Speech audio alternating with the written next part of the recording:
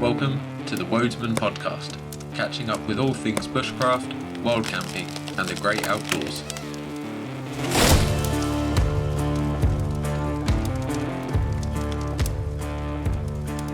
So hey guys, and welcome to another episode of the Wodesman podcast.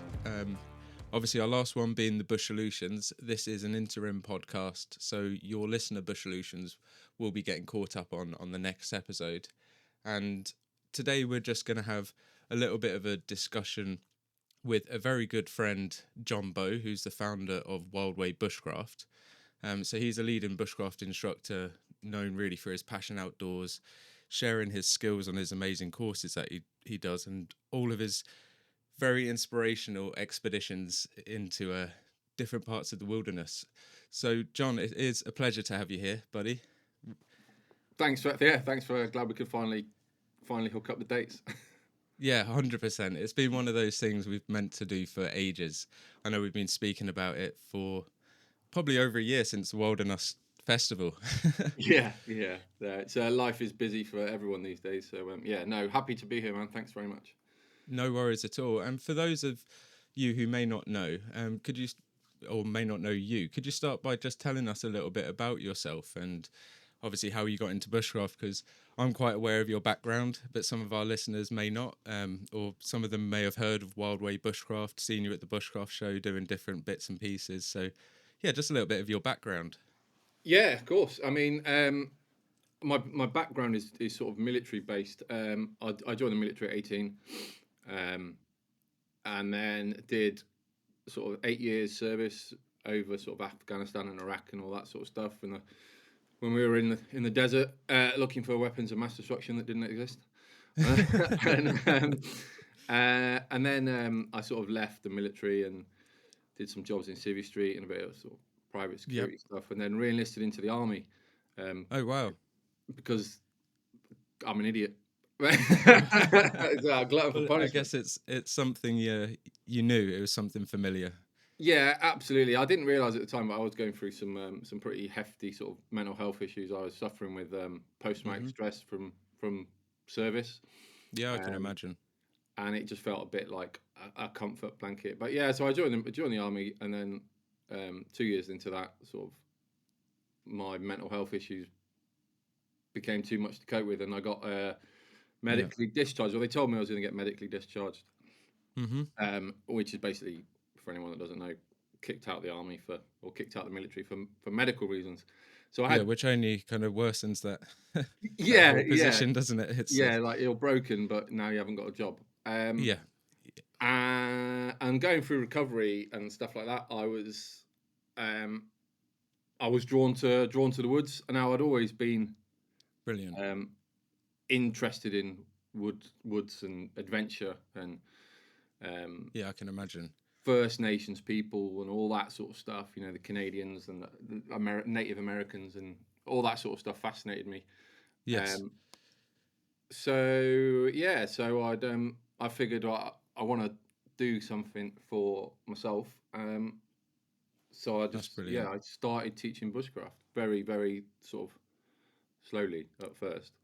Well, I can imagine it's kind of it's so close to what you were doing in the military in some regards that it gave you that, again, it was familiar. It was something that you knew helped your mental health and something that you probably thought you could then help other people with your experience.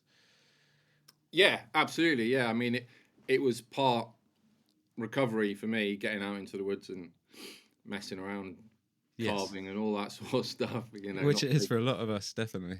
Yeah, absolutely. I found it very, very therapeutic. And I didn't really have a plan about starting Wildway. Things just sort of grew over time, quite naturally. I was quite lucky in that I got hooked up with a charity called Wonderful. Supporting Wounded Veterans, and that I was at my worst then, and they took me skiing randomly. Oh wow! And it was pretty cool. All expensive paid skiing trip, was mega. But the main reason for doing that is to hook veterans with physical and mental health issues, injured veterans basically. Yes. and get them back into meaningful employment. And they sat me down and they were like, right, what do you enjoy? What drives you? And I'd had a plan, and it all just came sort of rushing out, going, I'm going to want to start a bushcraft company, and I want to go on adventures, and want to blah, blah, blah. And I've set it all up and everything's cool. Just got one problem. Like, what's that? I went, I've got no land. I'm missing the woods. Yes, of course, the big clinch point, isn't it? Yeah. And just because of their connections, they were like, we know someone that's got some woodland near you. Let's put you in touch. Oh, brilliant. They are an amazing family that have supported us. The Van Geest family have supported us for 9-10 years now. Wow. And we use their woodland in Hampshire. So that was the last piece of the jigsaw. Yes, of course. And yeah, and then it kind of just went from there, really. That's amazing. That was it. So it was, I guess, like most of us, kind of an unintentional stumbling into it that it just all encompassed everything you already had admiration for, like you said, the First Nations people, the skills of the woods, and it's funny how bushcraft does just slip into your life like that. As you said, it's so many people. It's the same story for so many people. It's like, it just, the woods felt great, or outdoors felt great. It gave people peace. Yeah, I mean, it is a pretty hippie-ish thing to say from a guy that's 12 years in the military, but it is. It does. It's the same story over and over and over again. 100%. I think there's a lot of discussion in the wild camping space about mental health. I think it's quite an open area for it, because a lot of people find their escape from those issues, or the environment that gives you those kind of bad thoughts. The woods can be that negative escape. So was that, I guess, there were some key moments that solidified that decision, which was, would you say that was more sharing the skills that you had and the passion that you had? Was that the main drive, or was it, again, the mental health aspect? Because I know you're a big advocate of that message and utilising the outdoor space to reinforce positivity as well. So was that like your main driving factor, would you say? I think the main driving factor was giving me purpose again.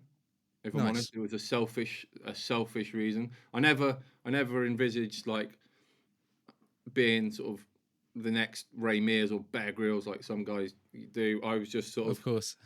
I just wanted to give myself some purpose. I wanted to get out of the house. I wanted to get better, and I wanted to make my wife proud, and and all that sort of stuff.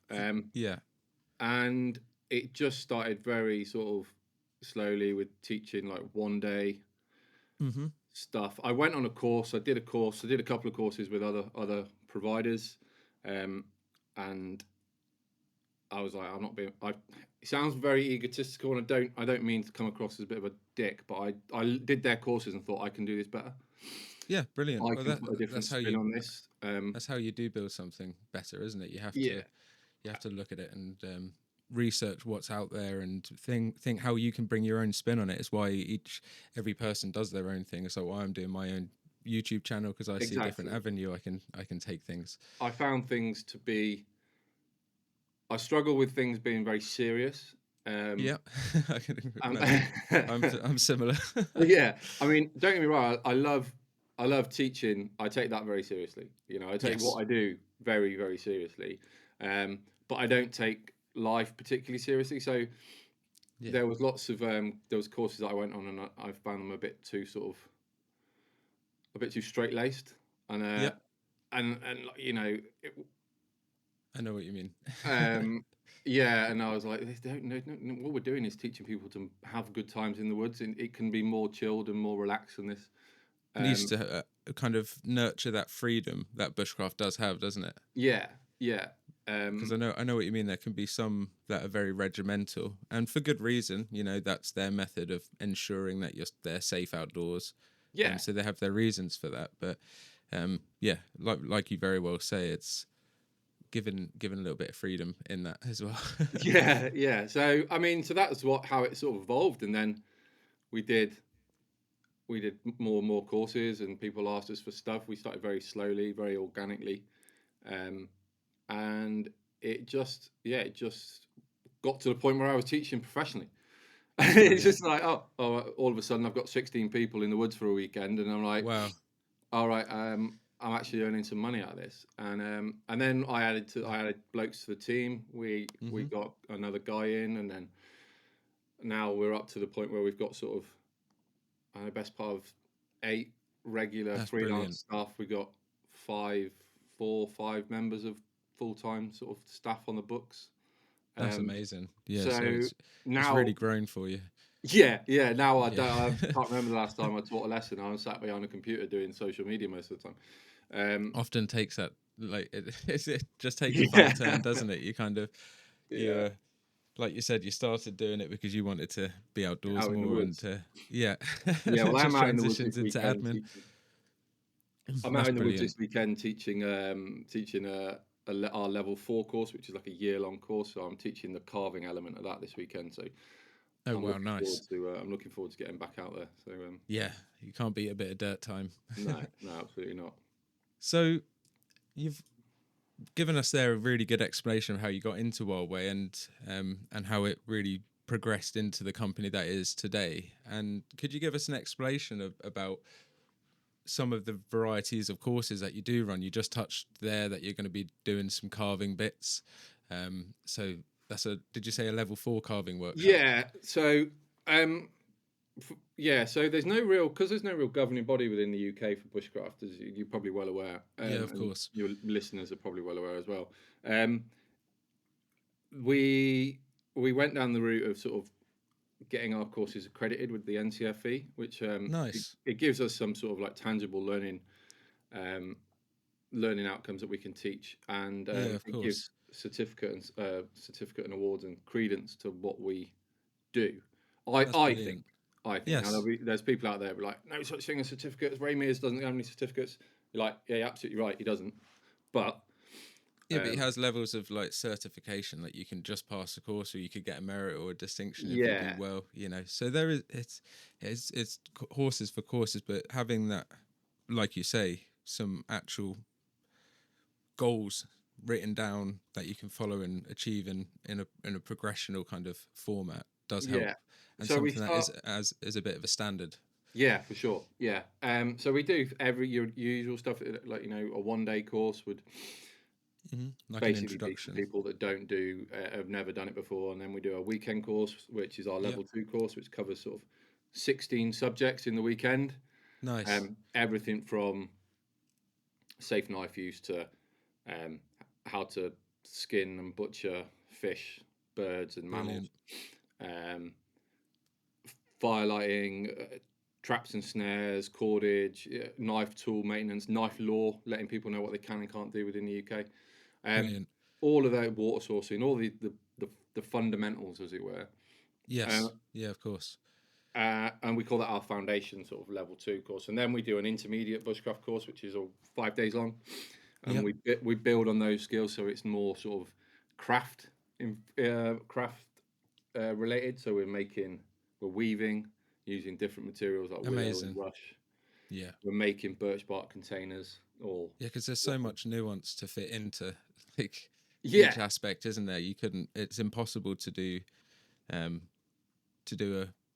a whole bushcraft. You can't just teach someone bushcraft. You have to take it in steps and bite size. You'd just overwhelm people if you said, right, well, it's today we're so going to be massive. doing mammal prep, tomorrow we're going to do cord. Your brain would be Yeah, overflowing. it's such a huge subject, and Yeah, it all links off into different things and all that. It's impossible to.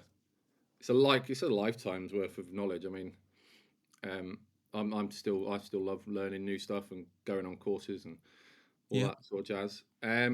And then we did offshoots courses. We were asked more focused courses, so we do a level 3 in campfire cooking. brilliant. We do a level 3 in carving, I love that. tracking, navigation. So places where people can really fine tune those skills that Yeah, they might have gained a real deep interest into as yeah, well. absolutely. So they can focus if they're not interested in sort of campfire cooking, they don't want to, they're interested in carving, they can take it that route. You know, it's where they can lead where they want to go with it. Yeah, because like we said, you can only touch the surface of those topics sometimes in a week's course. Even though you're going into depth with them in the grand scheme, you might say, well, there's, you know, if you want to go into friction fire, how many woods are there? How many combos? How many different methods of friction fire alone? So Yeah, in a course, there might be only the ability to touch on hand drill or bow drill, for example. But if you want to dive deeper into the territory, it's nice to know that you've got independent kind of, like you said, those offshoots. And I think that's a really good thing to be offering as a company, because so often you see a lot of schools just doing blanket things, which is great, like you said, in terms of gaining interest and nurturing beginning that nurturing of skills within bushcraft. But for a lot of people, when they want to refine things, it's very hard to find a school that does encompass those those offshoots, as you said. yeah. We just have to try and focus down so people can build, because it's all about building skills of essentially self-reliance. I mean, well, like you say, campfire cooking, that's an art in itself. So having a course just dedicated to that makes perfect sense to me. Yeah, absolutely. You know, because there's nuance to just the type of utensil you cook with, you know, as I'm sure you're aware. Yeah. I mean, and it's all about fire management and all that, and that we obviously cover all that in the course, and get people cooking via different methods and things like that. You know, baking, frying, and all the stuff I can't think of anymore now off the top of my head. No, there's too many to come to mind. So that's and then the last course, the main course, sort of is our level 4, which is a year-long course, which is equivalent to a sort of foundation degree. Amazing. One weekend a month, plus a 7-day canoe trip, and then our test phase or assessment phase is a 9-day long stint in the woods. Ooh, love that. So and then everything in between, really. That sounds really appealing. Yeah, you come to the woods, just live there for 9 days. Yeah, absolutely. So that's a pretty wholesome, well-rounded firm now. I think it's. I'm very, very happy with the way things are. We've got a couple new courses in the pipeline. That's brilliant for people that have asked for some more sort of survival-y type stuff. Like they want to be tested with, like, you know, the classic alone 10 items. How long can you last? How slowly can you die? Basically. Yeah, I really like that. It's a funny thing to a funny position to want to put yourself in, but I completely understand it, because it's that controlled environment where you're then testing your skills but also get feedback, which is the one biggest thing that sometimes when you go out into the woods alone you might not get. You know, someone else having a look like yourself who's able to assess and guide you in the direction that you might be lacking in. And I think that's the most valuable thing about courses that yourself run. I mean, it's a really there's absolutely nothing wrong with going and, you know, looking at YouTube and learning yourself and trying and testing, and if that's how you learn, that's great. But if you want to sort of accelerate your learning and then, you know, courses are a great way of doing that. Well, you can't undervalue or underestimate, the value of someone else's experience. You know, you've got however many years in the military alone that you can draw an experience from. You've got obviously that will have built your character and the way you look at things totally differently to someone who's come into bushcraft as an outsider. So having your outlook on that is perfect. And I guess that sways into how you plan courses and like you said, what opportunities you want to offer to students. And going on to students, would there be any memorable stories or memorable courses or memorable students that memories that you'd like to share? There's, you know, the best thing about doing my job is that you get to see so many different people from different walks of life. But there is one guy that stands out in my mind as the most weird and wonderful, crazy person. I mean, I love it. He asked about, he's on a course and he asked about like wildlife that was in the woodland, and I was like, it's the usual stuff, you know, British woodland, foxes, deer, you know, owls and badgers. And he was like, badgers? I'm like, yeah, like, you know, Tommy Brock from Peter Rabbit, like the badgers. And he's like, oh shit, really real badgers. I'm like, yeah. And he's like, I've got a real phobia of badgers. I was like, why is that? And he's like, I got chased by one as a kid. I was like, right, okay. I said, to be fair, there's like 16 people in the woods plus like 3 instructors. He's like, dude, the badgers aren't coming anywhere near you. Yeah. Don't worry about it. They're not coming anywhere near you. And I woke up the next morning and he'd built this like essentially like a little stick fort, and he's got this is no word of a lie. He got a hazel pole and he'd spiked it on the end, and he was basically sat with his back against a tree with these sticks around him. And I'm like, you all right, dude? He's like, yeah. I didn't get much sleep last night. I was like, why not? I was like, the badgers. Like, is that why you've pointed your stick? He's like, yeah, I've been on guard for the badgers. That's amazing. I said, do you want to come and get some breakfast and a cup of tea, maybe, and like chill out a bit? He's like, I think I'm gonna go home. The badgers, and that's all he kept saying. And he packed up his stuff, and he basically like patrolled out of the woodland with this stick. Oh man, yeah, that's a crazy story. He's the one after like teaching this running Wildway for 10 years and teaching for 15. That's definitely one that would stick out. That guy is, the badger guy. I still tell that story to students. Right, no one's got a fear of badgers, I think. No, that's amazing. I find them quite inquisitive little creatures. I know, I love them. I think they're great. But this guy don't brush one up the wrong way, by all means. No. But yeah, so I mean, there's that guy. Yeah, of course. But then you get your classic like people that have never done anything before, like first time they light a fire and they're like, "Wow, this is amazing!" You're like, yeah, that's really rewarding. I know everybody says it, but it is really rewarding. I can imagine. It's really cool. The first time somebody clicks and goes on a canoe trip or something like that, and they're like, "Whoa, this is absolutely like canoeing Loch Ness," and they're like, "This is the best thing ever." Like, yeah, it is, and I constantly have to check myself because sometimes the extraordinary the amazing extraordinariness of what we do to other people can sometimes seem a little bit sort of like, well, it's just bread and butter to that's a really nice point to make, actually.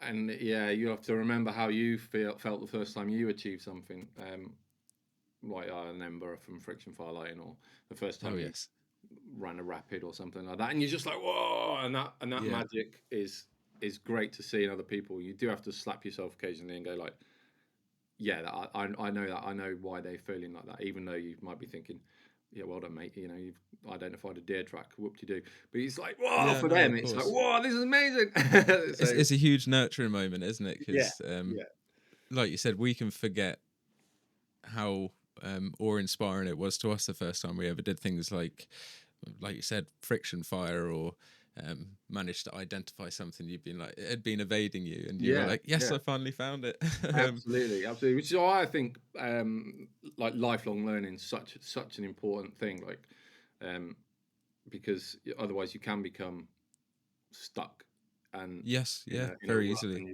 and you forget how cool these skills are. I find myself quite often with content creation, there can be a pressure obviously to turn on the camera, which can drive a rut, and then you think, actually, do you know, I'm just going to go to the woods and sit down and have a nice fire and cook myself a steak without a camera. I'm just remember why I'm doing this in the first place. And absolutely. You can even get like that just as a hobbyist. You don't have to be a content creator or an instructor to kind of sometimes forget the magic that there is in the outdoors. Yeah, going to the woods for no reason is something that I really enjoy and don't do enough of, because I'm in the woods for a reason most of the time. Like I went to the woods yesterday to pick up a load of carving blocks and stuff like that and move kit around, getting ready for this course at the weekend. And you're like, oh, I'm in the woods, it's muddy, you've got to traipse through but at the end of the day, I'm just I know what you mean. You know what I mean? Yeah, someone sat in an office or sat in a trench in Ukraine, I'm like, actually, that's pretty good. Do you know what I mean? Yeah, you do have to like slap yourself, like you said. I can be guilty of it as well. Or I get frustrated sometimes with little things, and I'm like, hang on a second, like, 10, 15 years ago, I couldn't have done half of this. Like, just slow down a second. Like, it's a bit muddy, like you say, but I'll just take the longer way around. Yeah, exactly. Yeah. It's fine. So, I guess with Wildway, it's brought you on such a different journey than you'd ever envisioned. Has it been Is there anything that you would have retrospectively done a little bit differently if you were setting up, not specifically just setting up a school, but if you were, or are you quite glad that it happened the way that it did? I know that's a bit of an open question, Yeah. but Um, hindsight's a beautiful thing, as they say. it is. It is. I don't think I'd have done anything different. Nice. If it wasn't for the mental health issues, I'd probably still be in the military, right? Okay. Because Yeah. I wouldn't have had the breakdown. I'd have carried on, gotten that job, done that rut. In fact, Yeah. I would have been, what am I now, 42, 42, 43? Born Yeah. in So 82. almost. Listeners, work it out. Maths was never my strong point. No, Um, me neither. um, so I'd have just been leaving my career now. Actually, I'd have just been at the top of my career in the military, and I would have been like, right now, what? Yeah, of 42. course. Which is a 42-year-old, bloody scary Yeah, coming it's out. a hard age to suddenly find that Yeah. crossroads. So I'm quite grateful for the way things have worked out. Yes. Which is in a weird way. I'm quite happy with how, and why, and things have happened. There's not really much I Brilliant. would change. Yeah, and I guess it's been part of that healing journey for you personally as well, which is even the greatest outcome of them all, in my opinion. Yeah. I mean, if it wasn't for I mean, things have worked out. There's a lot of hard work, a lot of graft, a bit of luck thrown in, some lovely people that have supported Always. me along the way, um, uh, and and now we're here doing this. I love that. Yeah. So is there anything that you think bushcraft can teach people about living more sustainably or being at harmony within themselves? Because I know obviously Yeah, um, man. that philosophy of bushcraft is, like we spoke about, giving people not only the skills to go outdoors and be reliant on themselves, I which gives you a boost of confidence. Yeah, man. I mean, I don't think that bushcraft per se is gonna solve the climate crisis. No, no, of um, course. but I do think that it can make your small circle, your immediate controllable life better. Um, Yes. Yeah, I like that. That's a good way of putting it, actually. Everybody, I mean, I despair. You know, you can feel helpless. I don't live as sustainably as I could. I drive a flipping pickup truck. I live in a Likewise. 3 bedroom. Do you know what I mean? I live in a 3 bedroom house. Spend most weekends burning firewood. Yeah. Um, but um, it does give you a respect for nature. Certainly, it gives you a respect for nature, Yeah. and uh, the knowledge, or the what's the word I'm looking for? Yeah, Like it gives you, you're more resourcefulness. sympathetic to the natural environment. That's Yeah, probably a better way of saying it. Like, and I like that. ecosystems, you realise how important certain ecosystems are. Um, Take a bit less which for granted, for example. Yes, absolutely. Yeah. That's really well, good way of saying it. Yeah, you take outdoors for granted, which comes with the other side of that coin. Is that, again, you can stress you out when you see litter and Yeah. you Always. know, that's like people wild Yeah. camping, not wild camping, going to Yeah, I a know. high gear tent, getting pissed in the woods, and Wild then leaving it glamping. all. You know. Yeah, just like, oh, I um, know.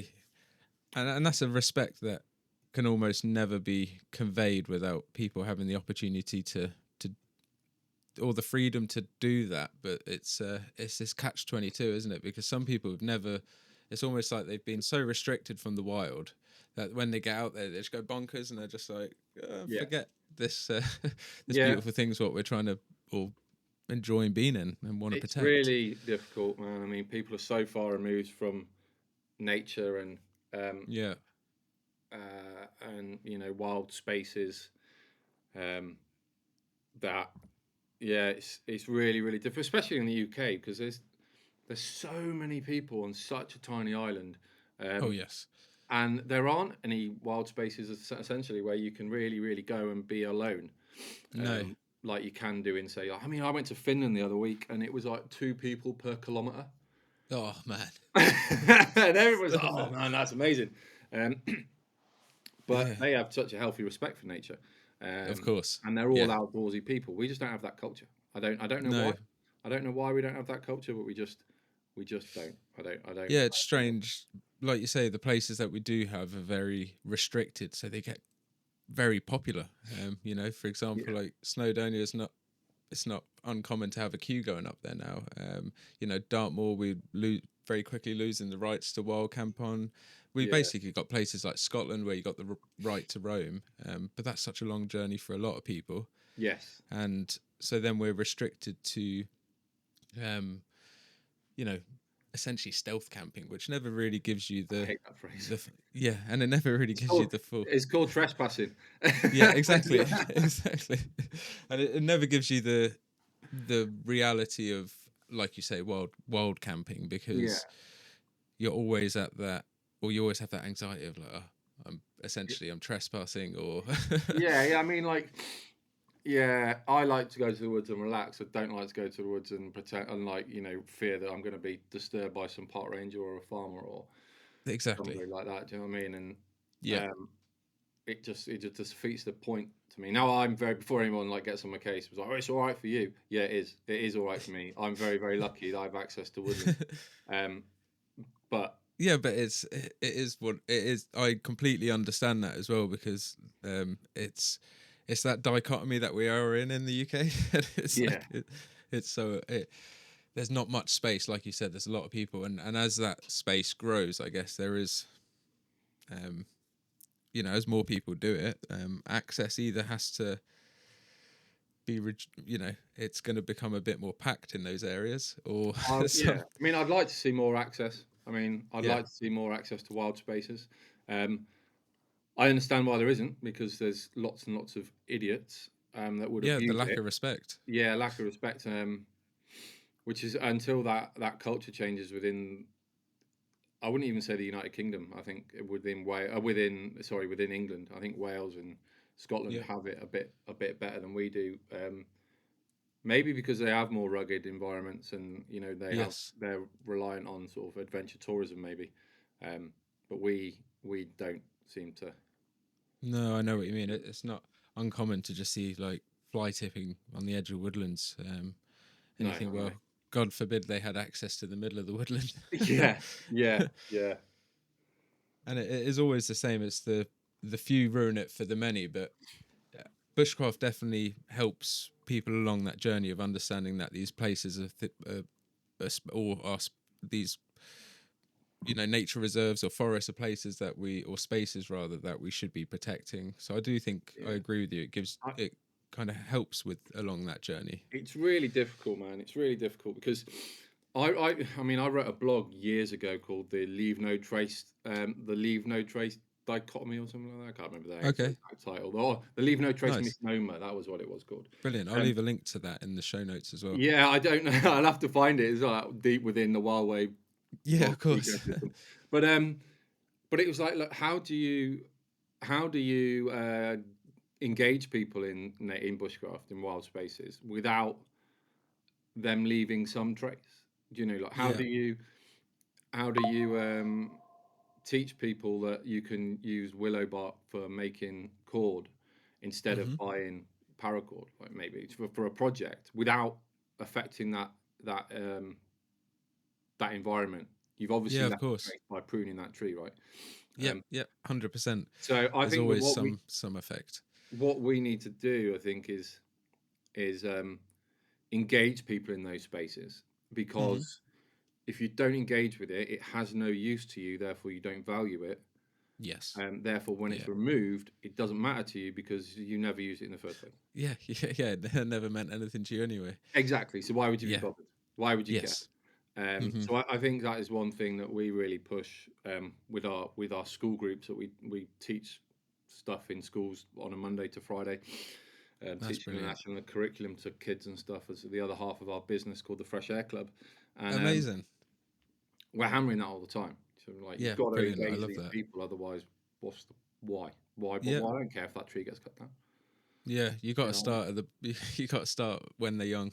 Yeah, yeah, yeah. Indoctrinate them while they're young, and then they Yeah, spend money later. exactly. That's the business plan.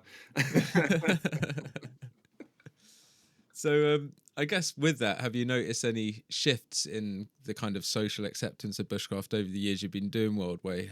Have you noticed a big grow in popularity based on the eco side of things, or just people wanting to learn more skills, or have you just noticed just a drastic rise in people interested in the kind of subject as a general? Yeah, man. There's been a huge rise. There's been a huge rise in people being interested in the outdoors and wanting to get outdoors for mental health reasons, hugely. Brilliant. Which is, I think, is fantastic. Which is great. Yes. We have a lot of women on our courses actually. Hey, good. Which is cool. It's probably like, I mean, we still have more majority men, but it's probably sort of like 70-30, 60-40 Oh, that's on really, some really courses. encouraging. And all the sort of our customers are all sort of banging the drum about being more self-reliant and wanting to sort of engage with natural spaces for mental health, really. That's good. And for learning and fun and stuff like that. We got a couple of customers that have forgone. Yeah. Haven't bothered going on holiday, and they've come on courses instead for like, That's brilliant. which is which is great. Yeah. So there's definitely been a massive It's increase. my kind of holiday, to be honest. Yeah. It's definitely been a huge increase in the interest of the subject. I think what is good is that we're slowly moving away from, well, not even slowly, we're rapidly moving away from the camouflage clothing. Yeah. You The know, old MTP. yeah, a bit of Yeah. MTP. Gotta love it. And yeah, it's becoming. People are using it to advance their experiences outdoors, which is what the drum I've always sort of banged about. It's like bushcraft Yeah. is just a key to spend longer in the outdoors. Yes. Yeah. And if you can utilize it with modern day equipment and gear, then Yeah. you can go for ages. Yeah. 100%. I like that point you just make, because there is always that dichotomy between the strict traditionalists or the strict military background, and there is such a vast middle ground that often gets overlooked. And I think it's drawing aspects from all of those experiences, and like you say, different bits of kit, modern and old. I think that's really where the beauty of bushcraft comes. Yeah, absolutely. And I mean, like, I'm finding that out for yourself. yeah. Fine. Yeah. I mean, you do very little of this bushcraft stuff in the military. So any like military guys out there that wanted to go down the military route for bushcraft, you don't do this. Yeah, I it's didn't very like much one survival fire. stuff, I guess. I didn't like one fire in Iraq. Not the place for it. You know what I mean? It's like you don't do it. You're not making natural cordage sat in a trench. No. So you got your paracord. Yeah, That's it. yeah. Protecting oil convoys. You're not foraging for medicinal teas along the way, guys. Oh no, that's when you learn how to make the best out of an MRE pack. Yeah. But what you do learn in the military, which comes really, really handy for bushcraft, is like how to administrate yourself, how to look after your kit, how to be organised in the outdoors, how to clean yourself, and all that sort of stuff. So there are skills to learn for sure. But yeah, I think bushcraft is I just love it, man. Okay, I don't even know what likewise. I'm off on a tangent now. Like that, yeah, bushcraft's great, isn't it? No, it is. It's fantastic, because I can tell why you're passionate about it and why Wildway has, done so well, and that it's one of those things driven by not just as you said before, obviously there's that selfish need of wanting to better yourself mentally and progress your own position, which is obviously is human nature. We can't just stagnate. But it's been driven by a genuine passion for the outdoors, which I think is the most important thing for anyone running a school. So really happy to hear how well it's gone for you and Yeah, the kind thanks, of man. message No. that you're spreading throughout Wildway, because I've only ever heard good feedback about any courses that you've ran as well, and I know Well, that's that always good to know. I think the yeah, best feedback I ever got was from somebody who said, "Oh, Wildway Bushcraft, those boys are the lovable rogues of bushcraft." I'm like, "Yeah, I'll take that." I was like, "I love that." I love that. That's brilliant. That could be your podcast slogan, Yeah, the little lovable jingle. rogues. But I'm not quite sure what she was getting at, but I'll take it. I'll take it. Yeah.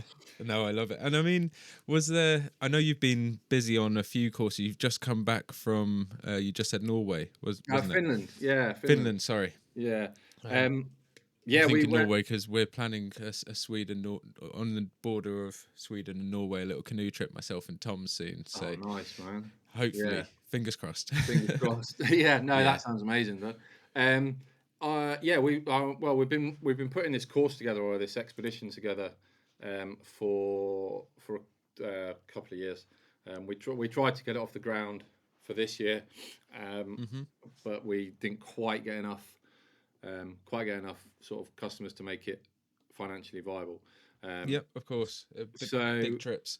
yeah, you're spending sort of 1,700 quid on a week's trip. Not you can spend 1,700 quid on a week's trip, or you can go with Ray Mears and spend 5 grand. It's up to you. Just Yep. putting that out there. No, absolutely. And the thing is as well, there's far worse things you could spend your money on, like £1,700. If you're thinking of another holiday, it doesn't get you very far. It gets you a beach bed kind of thing. Yeah. But yeah, so so my wife and son wanted to like come out and see Finland. So I was like, look, Brilliant. we got a couple of the boys together. The other one of the directors, my business partner, and my wife, who's also we've just gone through this big merger, but I'll tell you about that later. So yeah, so we got a few of the directors together and a couple of the staff and their families and our families, and we just all went out to Finland where we would have been running the expedition, so we could show Amazing. them around. And we stayed in a sort of like a holiday hut with all of the families, and it was just like a really nice, wholesome time. We went out, we did some ice fishing, we went on some snowmobiles, saw some reindeer, Brilliant. climbed up this sort of fell up onto the sort of Arctic tundra, and then Mate. went off hiking through this thing, and then came across a herd of reindeer. That's just the Yeah, dream, man, it was isn't just it? like a really wholesome family busman's holiday, really. I mean, it's just like And a nice kind of, I guess, recce as well for different things that you're going to be doing in the future. yeah, exactly. And Yeah, and it's time just out in the time out. what a in lovely the, excuse. Yeah, the environment is always good. Yeah. So yeah, it was just so that's where we just literally got back from. So it was sort of like a family work Brilliant. recce holiday. It was great. I really I love enjoyed that. it. Yeah. And that course in the future, that's going to be specifically at kind of Arctic survival and utilizing those skills. Yeah, so we've kind of tweaked it a little bit. Obviously, it's essentially a product, so we've tried to make it different to what other people are offering. So we do Absolutely, all that yeah. the survival stuff, digging quincies and snow graves and all that sort of stuff. We cover that. We cover, Nice. and then we're going to travel through the forest on the Finnish call them forest skis. The big wide skis basically with the skins on the bottom, and teach people about hot tents and stuff. But we're going to stay in cabins, Love that. Yep. But also at the same time, we're also touching base with some of the local Sami, so the native people of Lapland. Brilliant. Yeah, nice. To try and sort of like, I don't want to say educate because it sounds a bit pompous, but to show people, the native people that live there, and the reason why what we're doing for fun and for skills is actually done in real life. Do you know what I mean? We're putting context to those skills. Yeah, because we forget that it is, for us, it's a hobby. For some people, it is a way of life. And they rely on it every single day. Yeah, absolutely. So we'd do the ice fishing and all that sort of stuff. But and then going to touch base with these Sami reindeer farmers and stuff like that. Which is, I went. There's a museum up there in Finland called Sida, which is like a Sami museum, and it's just birch bark everywhere. It's like, wow, it's amazing. Oh, that sounds incredible. So you'll have to give us some details at the end of this little chat on where people can find your courses and stuff. Yeah, absolutely. I'll give you all the socials and that sort of jazz. Yeah, definitely. Yeah, I wanted to quick fire a few questions to you as well before we Yeah. do wrap up, just No, to do right. with bushcraft, that some of our listeners can just gives them a little bit of food for thought. So I wanted to quickly chat about what would your favorite tool or piece of kit be within bushcraft? And again, that's a very hard question, but what would you say would be your one thing that if you go without, you're always like, oh man, why didn't I take that? Or Yeah, you know, my coffee kit.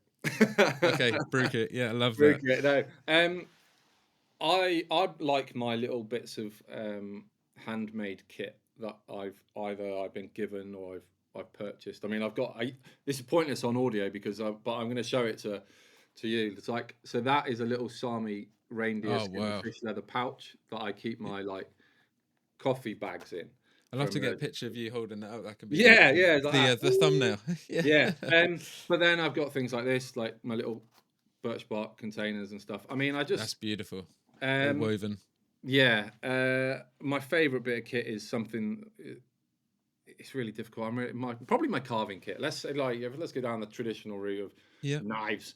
I've got a very Of very course. nice carving kit that I've accumulated over the years.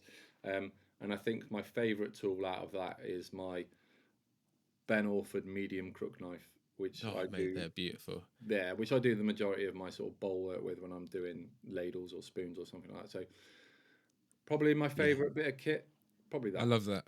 Yeah, nice. It's something that is fit for purpose and also beautiful to look at. And Yeah, I yeah, guess it just gives you.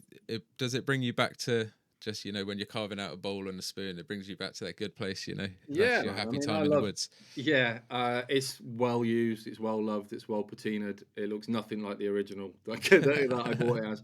And it's just I just love using it.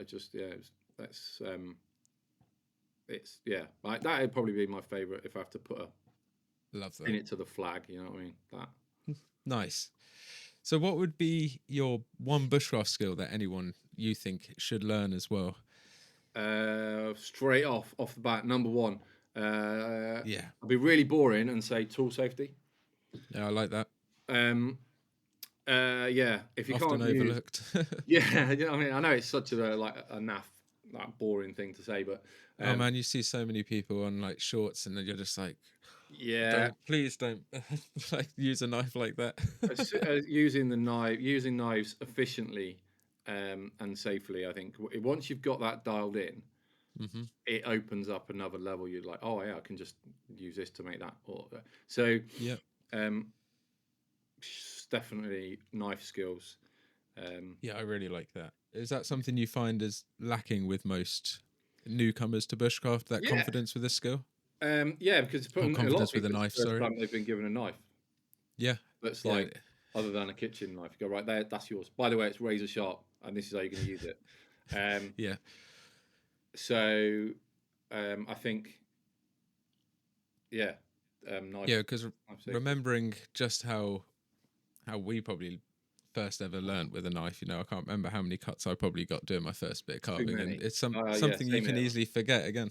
Yeah. A lot of, so I remember the first time I sort of really got into carving, and I had a fist fight with a great white shark by the end of it, man. It was Yeah. like blood everywhere. Like, That's, yeah, but it's when you realise you start respecting lengths of blades, and you start actually thinking, oh, this is why sloids are a bit thinner, and yeah, absolutely. So I mean, yeah, knife safety, and then obviously classic. I'd probably say tarp setups next.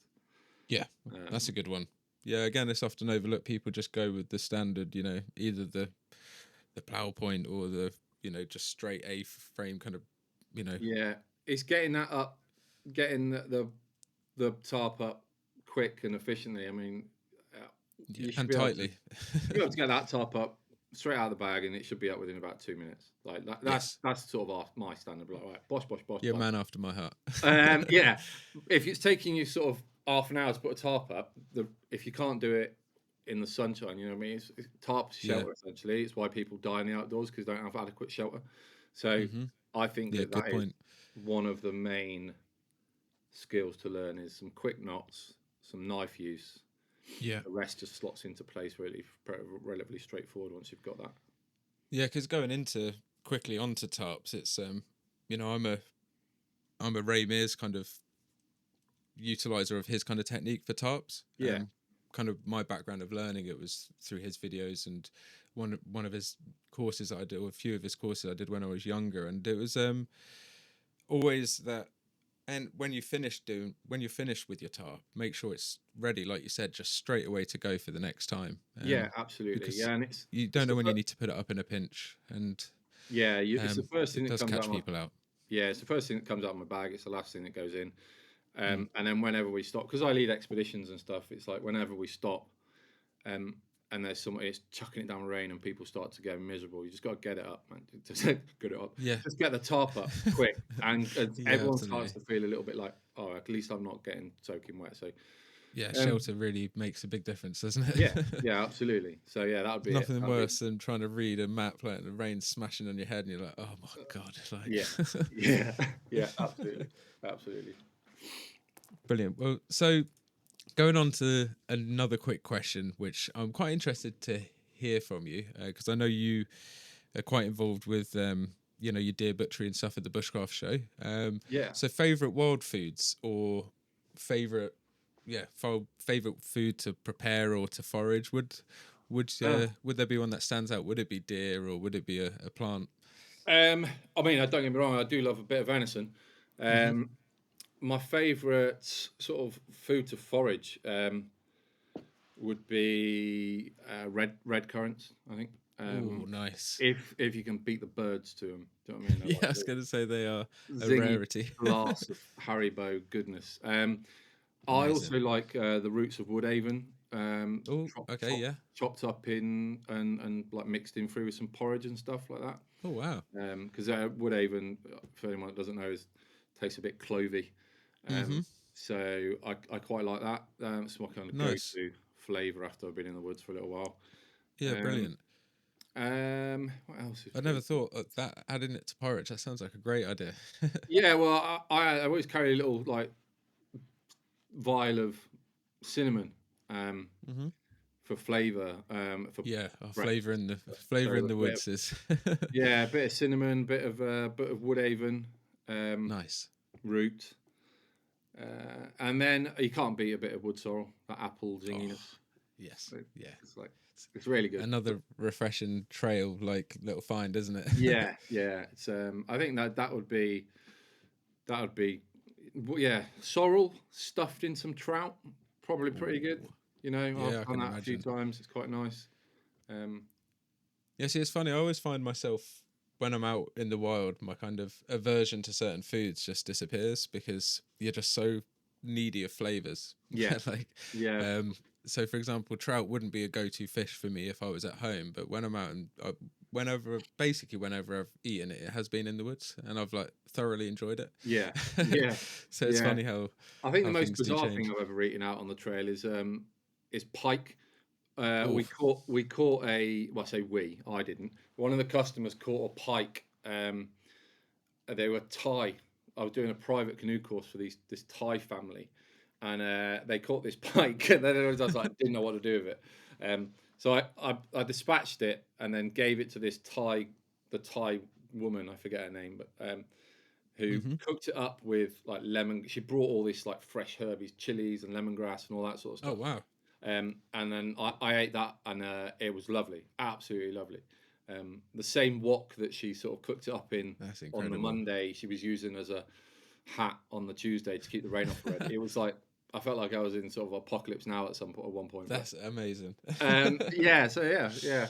Thai spiced pike or wood sorrel. That's definitely one to look out for. Yeah. Oh, I like that.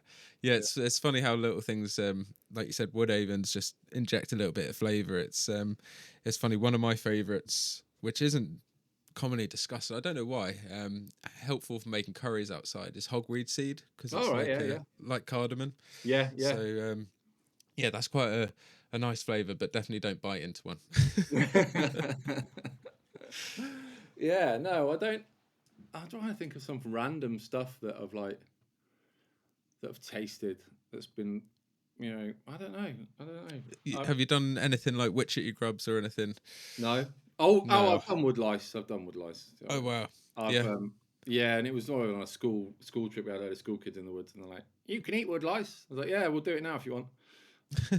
Usual John Bow speaking before engaging his brain. So we were all digging up wood lice, and then just because they're part of the prawn family essentially, and Yeah, of pour course. boiling water on them. They go pink. You eat them, and it tastes Oh, like wow. muddy. It tastes like muddy prawns.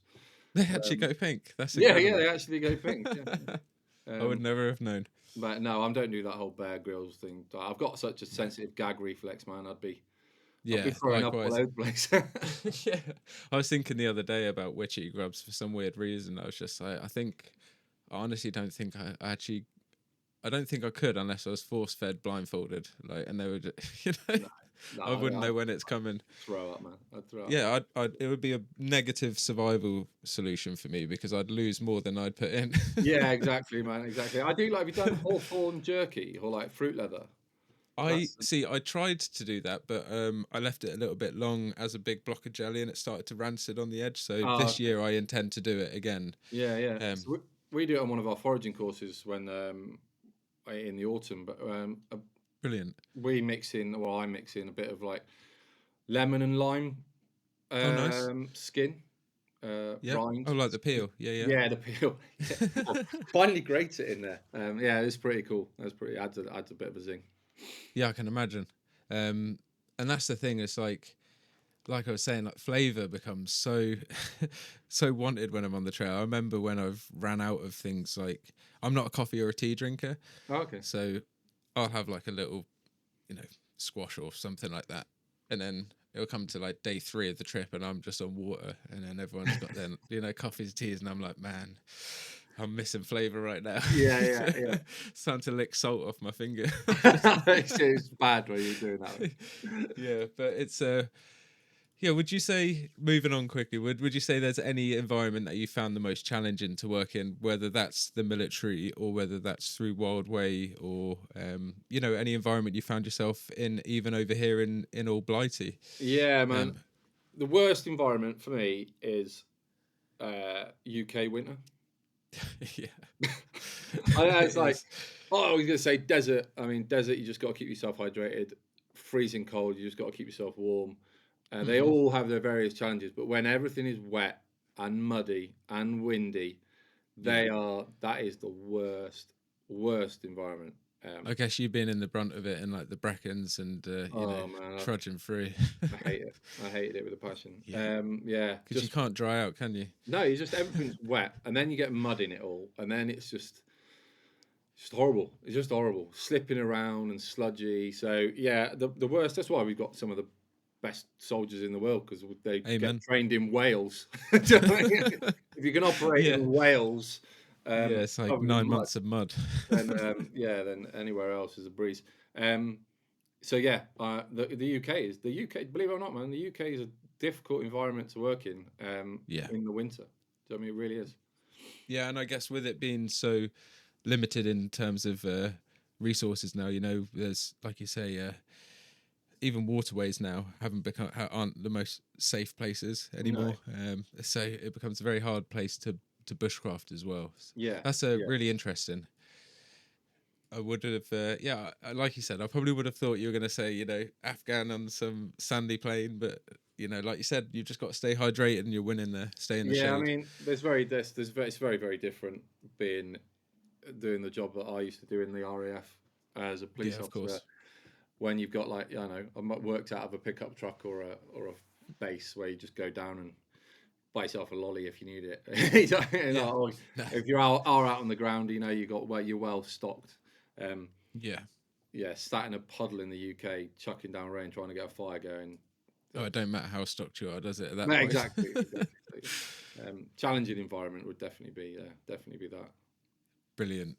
Honestly, thank you so much, John. And I mean, there's so much more that we could obviously conversate about. So we're going to probably have to find another podcast to do that on. It would be great to have you back on, but I want our listeners to have the opportunity to find obviously find you online. So can you give them a little bit of an insight as to where to find you, whether that's on Instagram or YouTube or your website, whereabouts in the country, etc. And if there's any events you're doing. Yeah, man. I mean, we're based down on the Dorset-Hampshire border, just on the edge of the New Forest. So that's where we are. Biggest sort of town is Southampton. To give you a good idea, like if you don't know, Dorset is pretty sort of shirey. It's where all the hobbits live. I love it. It's a beautiful part of the world. It's still though. like Really there is. be dragons written on the map down parts of the world. That's the best way. Keep it that way. yeah. There's the usual stuff, man. Social, Facebook at Wildway Bushcraft for Facebook, and same for Instagram, and I think it's the same for TikTok as well. Although Instagram and Facebook probably are our main sort of socials. Yes. And and our website www.wildwaybushcraft.co.uk. But yeah, man, they're the main places you can find out about us. Brilliant. Yeah, or send me a friend request, which is just Jumbo, standing there looking sexy with an axe. Hey, and is there any courses, upcoming or little call to actions for anyone who's thinking about attending any courses, anything that's coming up that might be of interest to some of our listeners? I mean, we've got a level 3 advanced firelighting course coming up, not this weekend. I thought it's like second weekend in February. Brilliant. You really want to up your fire skills. And then obviously all our other courses are all online. The year-long level 4 course starts again in March. Nice. For anyone that's wants to spend thinking about that dive. Thinking about diving. You can obviously, it's a lot of money, but you can pay monthly type thing as a payment thing, and you can do it over 3 years. It's what we designed it for, to be done over a year, but you can do it over 3 years if you want to. Oh, that's brilliant. And it gives people have got real jobs and it gives people flexibility. Yeah, exactly. And I like that. You're not like me and just dick around in the woods all day long. So that's the thing. We'll be at the Bushcraft show as well. I'm doing a main stage talk of the Bushcraft show about again, it's mental health, it's PTSD, it's benefits of bushcraft. It's a very, very personal, in-depth dive into my mental health problems. Fantastic.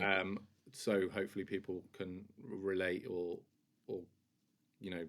And that's an important discussion to have at the Bushcraft show. Don't do that. No, definitely not. We're big advocates of staying here and practicing bushcraft. Yes, just absolutely. go. Absolutely. So that's it. And then we're also doing a panel talk this year at the Bushcraft show. Nice. Four members of the Wildway Bushcraft team, and we're going to do like a bit of a question timey type thing, just pitch audience answers. Love that. So that's that. We're at the Bushcraft show. Come and say hi. Brilliant.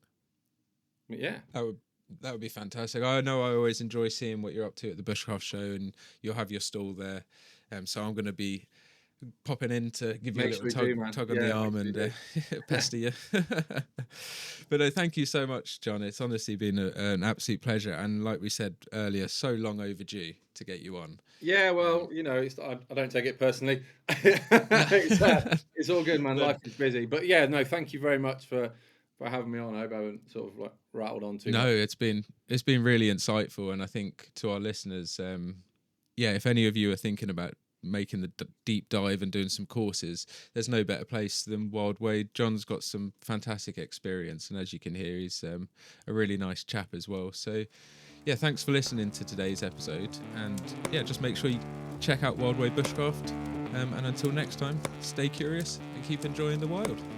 See you later, John. See you later, man. Bye. Bye.